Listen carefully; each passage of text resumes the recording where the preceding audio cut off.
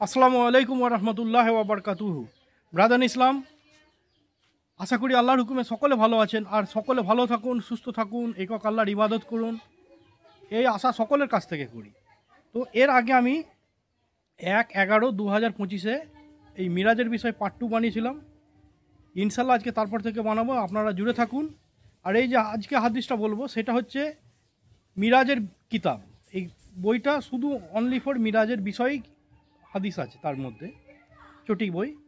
তো তার পেজ নম্বর 49 থেকে আমি আরম্ভ করছি, আপনারা জুড়ে থাকুন আল্লাহর হুকুমে। তো রসুল সাল্লাল্লাহু আলাইহি সাল্লাম বলেছেন যে সাদ্দাদ ইবনে আউস রাদিয়াল্লাহু তাআলা আনহু থেকে এই হাদিসটি বর্ণিত করা আছে। আর সাহাবীরা মিথ্যা কথা বলতেন না, ঠিক আছে? তো রসুল সাল্লাল্লাহু আলাইহি সাল্লাম বলেছেন যে মসজিদুল হারাম হইতে মসজিদুল আকসায় যাওয়ার সময় বুরাককে দেখেছি আমি, যে আমার দৃষ্টি যেখানে পৌঁছায় সেখানে বুরাকের পা পৌঁছায়। এত তেজ গতি সম্পন্ন যে চোখের দৃষ্টি যেখানে যায় পলক ঝপকাতেই সেই স্থান পার হয়ে যায়। কে বলছে? আমার রসুল সাল্লাল্লাহু আলাইহি সাল্লাম।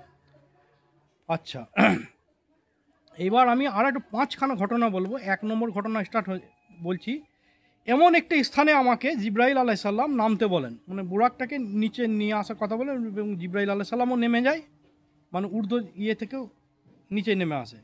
নামতে বলেন ও বলেন 2 রাকাত নফিল নমাজ আদায় করুন।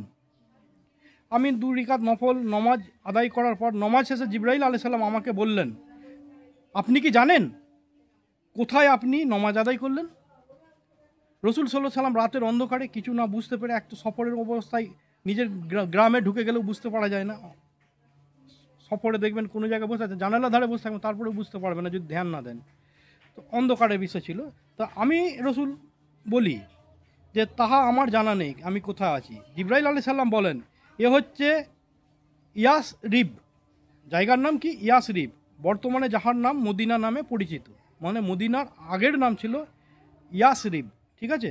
তো আপনাকে দ্বীন ইসলামের জন্য মাতৃভূমি ত্যাগ করাবে আপনার আত্মীয় স্বজনরা, নৈকট্য মাতৃভূমির লোকেরা আপনাকে ত্যাগ করাবে এবং আপনাকে হিজরত করে এখানে আসতে হবে, যে জায়গায় আপনি আজকে 2 রাকাত নামাজ আদায় করলেন। আচ্ছা, আমি তখন দেখলাম যে তাহলে আমি যদি এইখানে আসি, তখন আমি মাথা তুলে দেখলাম চারিদিকে অন্ধকারের ভিতরে অসংখ্য খেজুর গাছ। এরপর আবার রওনা হলাম। ফের কিছুক্ষণ চলার পর আকসার উদ্দেশ্যে রওনা হতে হতে জিব্রাইল আলাইহিস সালাম আমাকে, এবার দ্বিতীয় ঘটনা হচ্ছে এটা, জিব্রাইল আলাইহিস সালাম আমাকে দ্বিতীয়বারের মতো নিচে নামার হুকুম করেন। আমি নেমে আসি, জিব্রাইল আলাইহিস সালামও নেমে আসে এবং বলে 2 রাকাত নামাজ আদায় করো আগের মতো। কথা বলে আমি রসুল সাল্লাল্লাহু আলাইহি সাল্লাম একটি বৃক্ষের নিচেই নামাজ আদায় করি। এটা দ্বিতীয় জায়গা। নামাজ শেষে জিব্রাইল আলাইহিস সালাম বললেন, আপনি কি জানেন আপনি কোথায় নামাজ আদায় করলেন? রসুল সাল্লাল্লাহু আলাইহি সাল্লাম বললেন, আমার জানা নাই। জিব্রাইল আলাইহিস সালাম বলেন, এ হচ্ছে সিনাই পর্বত, তো সিনাই পাহাড়। অত্তিন ও জাইতুন যে আছে না, ওতে সিনাই পর্বতে যে জিকির আছে সেটা হচ্ছে এই সিনাই পর্বত। আর এই সেই গাছ যে গাছে আল্লাহ তিনার নূরের প্রকাশ ঘটিয়েছিল, যে একটা গাছেতে নূর জ্বলছিল। আর মুসা আলাইহিস সালাম সে আগুনের উদ্দেশ্যে গিয়ে এনে আনতে গেছিলো, ফ্যামিলিকে বলেছিল যে আমি ওখান থেকে আগুন আনি, এত রাত্রে এটা তাপানো হবে কিংবা রান্না বান্না করা হবে ইত্যাদি। এই হিসাবে যে নূর আনতে গেছিলো, সেই গাছের নিচে যে গাছে জ্বলছিল আল্লাহর নূর, সেই গাছের নিচে 2 রাকাত নামাজ আদায় করলেন। এ কোরআনেও আছে যে গাছে আল্লাহ তিনার নূরকে প্রকাশিত ঘটিয়েছিলেন, মুসা আলাইহিস সালামের সাথে কথা বলেছিলেন। এই সেই গাছ যার তলে মুসা আলাইহিস সালাম 30 + 10 40 দিনের একটি রোজা রেখেছিলেন। এই গাছ যার ডান্টল ভেঙে তিনি দাঁতল করেছিলেন 30 দিন রোজা রাখার পর। কেন? মুখের গন্ধ। 30 দিন একটাই রোজা, 30 দিনের রোজা একটাই। বোঝা গেল তো? যে মাঝে মাঝে ইফতার খেয়েছে, সেহরি খেয়েছে, এরকম কিছু নয়। 30 দিনের লম্বা একটা রোজা। তো যখন সেই দিন দাঁত মেজেছে, সেই দিনকে আর ওই তৌরাত নাজিল হয়নি। তারপরে আবার মুসা আলাইহিস সালাম যখন দেখলে অন্ধকার হয়ে গেলে, কী ব্যাপার আল্লাহ, তুমি বললে তো কিতাব দেবো, কিতাব দিলে না? তখন বললে তুমি দাঁত মাজলে কেন? ওই দাঁত মাজার অপরাধে দেওয়া হয়নি। তাহলে কি করতে হবে? বলছে আবার রোজা রাখো 10 দিনের জন্য একটা, টোটাল 40 দিনের একটা রোজা হয়েছিল দাঁত মাজার কারণে। তো এই সেই গাছ, তো এখানেই তৌরাত নাজিল হয়েছিল। ফের এরপরে আবার রওনা হয়। 3 নম্বর হাদিস, আবার কিছুক্ষণ যাওয়ার পর জিবরাইল আলাইহিস সালাম আমাকে নামার হুকুম দেন আর বলেন এখানে 2 রাকাত নামাজ আদায় করুন। নামাজ শেষে জিজ্ঞাসা করলেন, আপনি কি জানেন আপনি কোথায় আছেন? আমি বললাম, আমার জানা নেই। জিবরাইল আলাইহিস সালাম বলেন, আপনি মাদায়েন শহরে আছেন, যেখানে শুয়েব আলাইহিস সালাম ছিলেন। এরপর আবার রওনা হয়। তার মানে 3 জায়গায় টোটাল নামলো, 4র্থ নম্বর জায়গায় নামছে। 4র্থ নম্বর হাদিসে বলছে, আবার কিছুক্ষণ যাওয়ার পর জিবরাইল আলাইহিস সালাম আমাকে নামার হুকুম দেন ও 2 রাকাত নফিল নামাজ আদায় করতে বলেন। নামাজ শেষে আমায় জিজ্ঞাসা করা হয় যে আপনি কোথায়, আপনি কি জানেন আপনি কোথায় আছেন? একই কথা। রসুল সাল্লাল্লাহু আলাইহি সাল্লাম আগের মতোই জবাব দেন যে আমার জানা নেই। জিবরাইল আলাইহিস সালাম বললেন, এটা হচ্ছে ঈসা আলাইহিস সালামের জন্মস্থান, যে জায়গায় ঈসা আলাইহিস সালামের জন্মগ্রহণ করেছিলেন, যার নাম হচ্ছে বাইতে লাহাম। আরেকবার বলে দিচ্ছি, বাইতে লাহাম। বর্তমানে যার নাম হচ্ছে বেতেলহাম। ঠিক আছে, ফের রওনা হয়। এবার এটা 4 বার নামা হলো। 5ম বারে নামতে বললেন যে এইভাবে এবার নামুন। এটা কোথায়? এখন দেখলে যে বাইতুল মুকাদ্দাস। এইভাবে রসুল সাল্লাল্লাহু আলাইহি সাল্লামকে বাইতুল মুকাদ্দাসের সফর করালেন। মসজিদে আকসায় নিয়ে পৌঁছানোর পর বুরাক থেকে অবতরণ করলেন রসুল সাল্লাল্লাহু আলাইহি সাল্লাম। আর জিবরাইল আলাইহিস সালাম বুরাকটাকে নিয়ে গিয়ে তার নাকেলটা ধরে, অর্থাৎ নাকেল মানে লাগাম ধরে, সাইডে একটি পাথরের কাছে নিয়ে এলেন।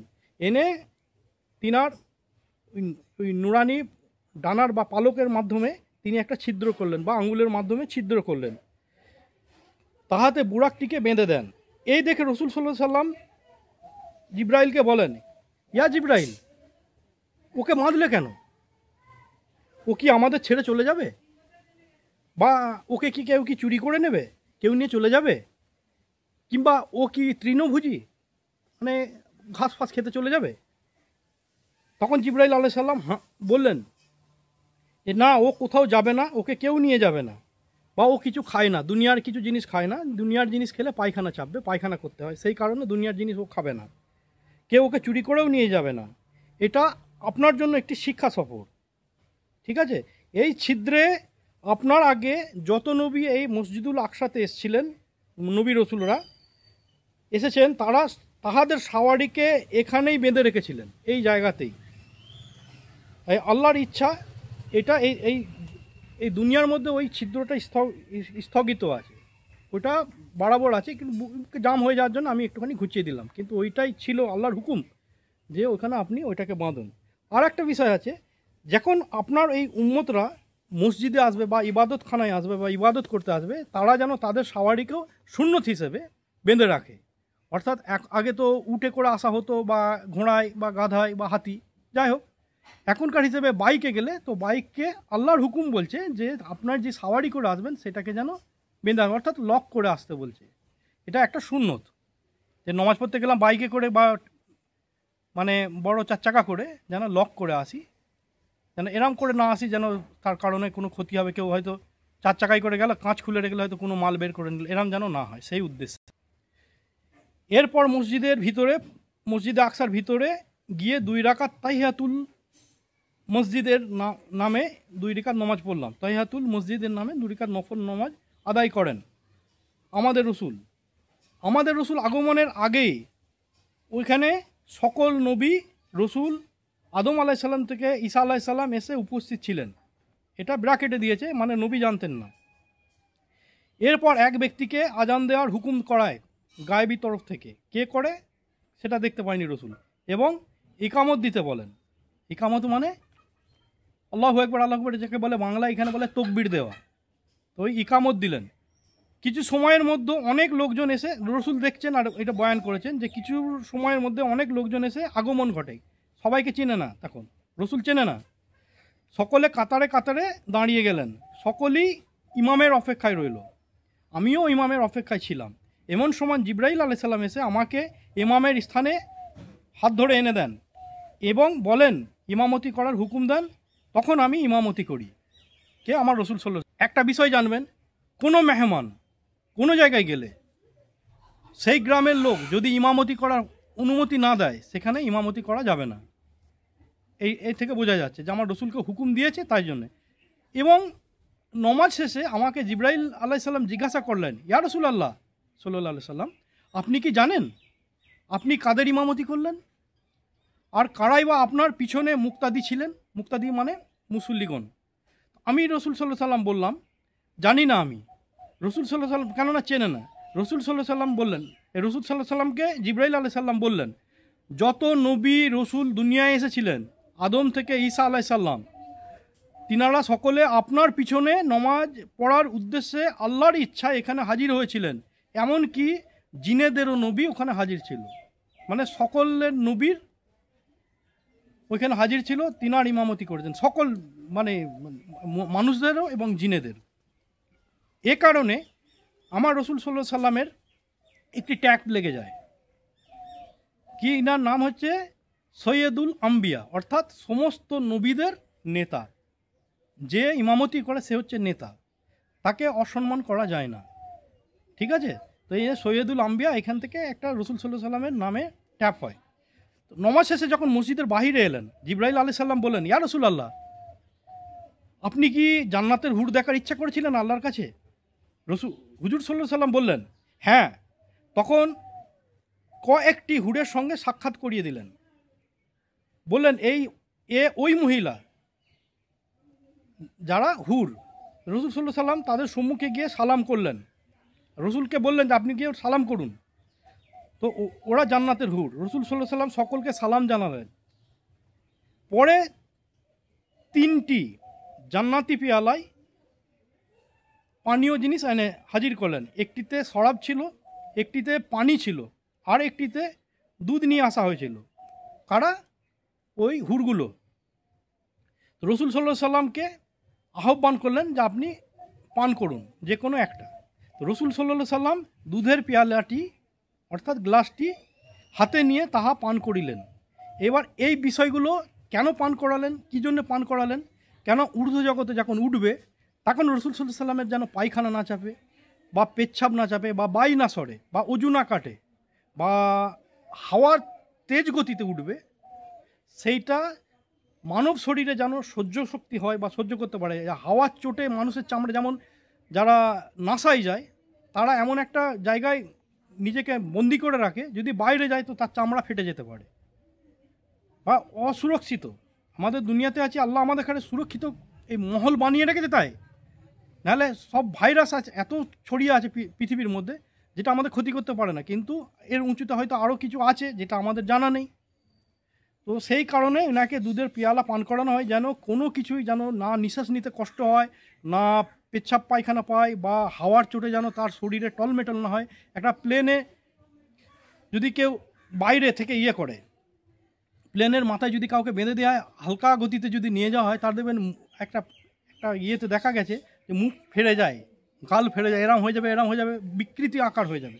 রসুল সাল্লাল্লাহু আলাইহি সাল্লামের বিকৃতি আকার না করার উদ্দেশ্যে, তা না যেন কোনো কিছুই না বুঝতে পারে, সেই কারণে এই দুধ পান করানো হয়। আচ্ছা, এরপর এই দেখে জিবরাইল আলাইহিস সালাম বললেন, আপনি দুধ পান করলেন স্বভাবজাত ধর্মগ্রহণ করলেন।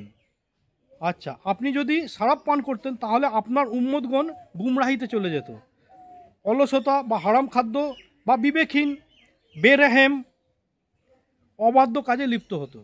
তার মানে বোঝা যাচ্ছে, যারা অবাধ্য কাজে লিপ্ত, যারা বেরহেম, যাদের মনে কোনো রহম নেই, বা যাদের কোনো বিবেক নেই, বিবেকহীন, বা যারা হারাম খাদ্য খেতে ভালোবাসে, বা যারা অলসতা, বা যারা গুমরাহি, আল্লাহকে ছেড়ে অন্য রাস্তায় গেছে, অলসতাকে পর্যন্ত গুনতিতে এনেছে। তার মানে কটা হচ্ছে, 1টা গুমরাহি, 1 অলসতা, 2 হারাম খাদ্যখোর, 3 বিবেকহীন, 4 বেরহেম, 5 অবাধ্য, 6 যে রসুলের উম্মত হবে তার মধ্যে এই 6টা গুণ ত্যাগ করতে হবে। আর যার মধ্যে এই 6টা গুণ আছে সে উম্মতে মুহাম্মদী নয়, এখান থেকে জ্ঞান নিতে হবে। আচ্ছা, অবাধ্য কাজে লিপ্ত হতো। আর যদি আপনি পানি পান করতেন তাহলে আপনার উম্মত পানিতে ডোবা, গরিবী, ঠিকানাহীন, অর্থহীন, সম্মানহীন, নির্বল, নানা রকম বিপদের সম্মুখীন হতো। এটাও একটা জ্ঞানের বিষয়, যে সবসময় লোকের কাছে চেয়ে মেয়ে ভিক্ষা করে বেড়াবো, আর আমি নিজের কিসমতকে আজমাবো না। আল্লাহর দুনিয়া, আল্লাহকে বললে আল্লাহ রোজগারের রাস্তা বের করে দেবে, কিন্তু তাতেও দেয় না। একজনে দেখবেন যে চপ বিক্রি করে লাখপতি হয়ে যেতে পারে, এরকম আল্লাহর কাছে চাইতে হবে, সেই উদ্দেশ্যে ইয়া কানাবুদু বা ইয়া কান্নাস্তাইন, আল্লাহ আমি তোমার ইবাদত করি, তোমার কাছে চাইছি। যে রোজগারের মধ্যে আমাকে এনেছো তার মধ্যে এত বরকত দাও যেন আমাকে অন্য দুনিয়াদারি দেখে যেন লোভ লালসা না আসে, আমার মধ্যে এতটা মানে ধৈর্য বা এতটা আমাকে অর্থ দাও, বা গুণাগার যেন না হয়, এরম ধরনের দোয়া করবেন। এরপর এটা হয়ে যাওয়ার পর এরপর ঊর্ধ্ব জগতে পাড়ি দেন। কোনো হাদিসে এসছে জান্নাতি সিঁড়ি যাহা প্রবল পাথরের তৈরি ও পদ্মারাগ পাথরের চলমান বা উড়ন্ত সিঁড়ি, এটাতে উঠেছেন। আবার কোনো হাদিসে এসছেন ওই বুড়াকেই পরিভ্রমণ করেছিলেন। তবে যাই হোক না কেন, এই সিঁড়ির উল্লেখ যখন আছে তাহলে কোনো না কোনো স্থানে সফরের মাঝে এই সিঁড়ির গ্রহণ করেছিলেন। সিঁড়ির নাম যেখানে তো এসছে, তো সিঁড়ি কোনো না কোনো জায়গায় গ্রহণ করেছিলেন। এরপরে আরেক জায়গায় দাঁড়াবে, এখানে তো 5 নম্বর 6 নম্বর জায়গায় গিয়ে এরপরে প্রত্যেক আসমানে দাঁড়াতে দাঁড়াতে যাবে। এর আগে আপনারা জুড়ে থাকুন, জানতে পারবেন।